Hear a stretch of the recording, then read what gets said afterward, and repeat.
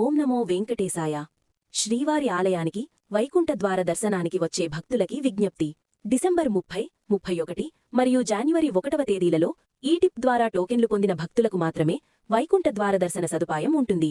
Token పొందిన భక్తులు తమకు కేటాయించిన తేదీలలో నిర్దేశించిన సమయానికి మాత్రమే తిరుమలలోని దర్శన ప్రవేశ మార్గాలకు చేరుకోవాలి.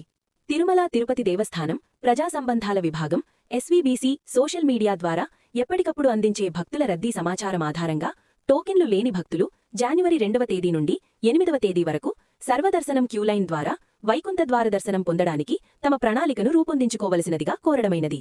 ఈ 10 రోజుల పాటు ప్రోటోకాల్ ప్రముఖులకు మినహా వీఐపీ బ్రేక్ దర్శనాలు, చంటిపిల్లల తల్లిదండ్రులు, వృద్ధులు, వికలాంగులు, ఎన్ఆర్ఐ, డిఫెన్స్ వంటి ప్రత్యేక దర్శనాలు, ఆర్జిత సేవలు రద్దు చేయడమైనది. సిఫారసు లేఖలు స్వీకరించబడవు.